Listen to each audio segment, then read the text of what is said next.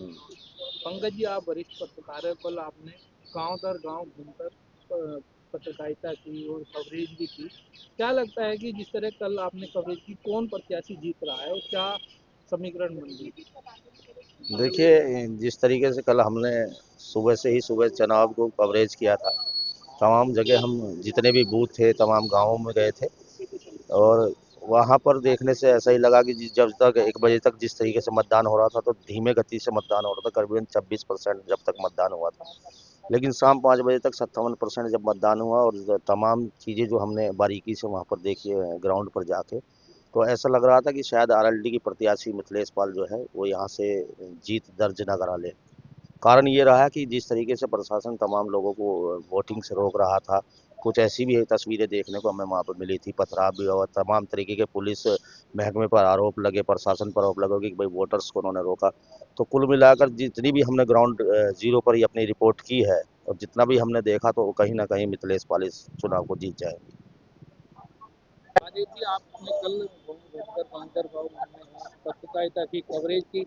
क्या समीकरण लग रहे हैं कि कौन प्रत्याशी जीत सकता है? देखो, समीकरण की तो सीधी सीधी बात है। हमें लग रहा कि जो भारतीय जनता पार्टी और राष्ट्रीय लोकदल की प्रत्याशी है मिथिलेश पाल, वो चुनाव में जो है कहीं ना कहीं जीत हासिल कर रही, क्योंकि जो विपक्ष था, जो समाजवादी की पार्टी की प्रत्याशी थी, कहीं ना कहीं जो है लोगों में विरोध भी था, वोट भी उन्हें डालने नहीं दी, लोग विरोध करे, सड़कों पे उतरे लोग।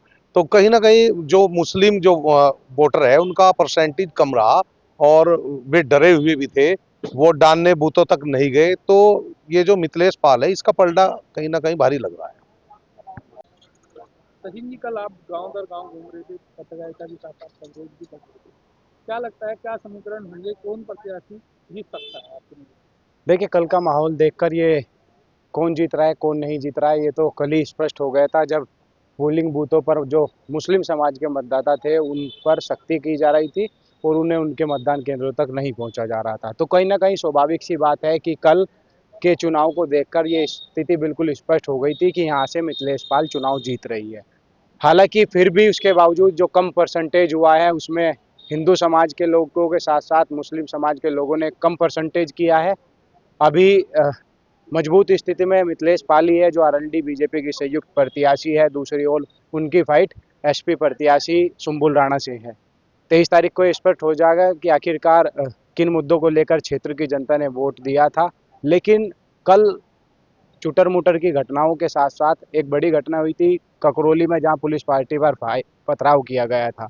उस पर पुलिस ने मुकदमा दर्ज किया है 120 उपद्रवियों के खिलाफ। ये उपद्रवी कौन है? ये एएमआईएम पार्टी के समर्थक है और समाजवादी पार्टी के समर्थक है, जैसा कि पुलिस ने अपनी जो मुकदमा लिखा है उसमें लिखा गया है। तो स्थिति यही है कि यहाँ से मिथिलेश पाल चुनाव जीतेगी। हालांकि ये अभी स्पष्ट नहीं है, 23 को ये भी स्पष्ट हो जाएगा कि मिथिलेश पाल यहाँ से एमएलए बन गई है जी। गांव दर गांव साइकिल से पत्रकारिता करके पहुंचे थे।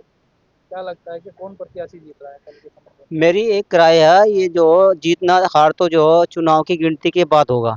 लेकिन एक बहुत बड़ा बयान मैंने जो टीवी पर भी या जो यूट्यूब पर चला कि मिथिलेश पाल ने आरोप लगा कि ऑटो की चोरी हो रही है कुछ मदरसों में, जो अवैध रूप से बाहर विधानसभा से जो लड़के बुलाए और वे वो डलवा रहे।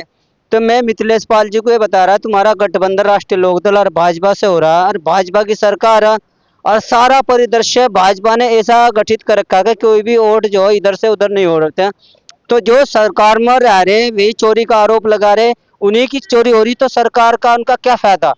क्या सरकार चलाने का फायदा जब सरकार भाजपा लोगों की चोरी हो लग रही और सरकार भाजपा की, तो उसका फायदा क्या है सरकार का? तो ये तो आम जनता की भी सुरक्षा नहीं कर पाओगे जब उनके कैंडिडेट की वोट धांधलेबाजी से गिरवा रहे, आरोप लगा रहे मिथिले पास कि धड़ाधड़ जो फर्जी वोट गिर रही है और भाजपा की सरकार है। तो ऐसी सरकार का क्या फायदा? तो आम जनता की भी सुरक्षा नहीं कर पाएंगे। तो दूसरी तरफ अरशद राणा ने भी ये आरोप लगा कि भाई पत्थरबाजी हो रही।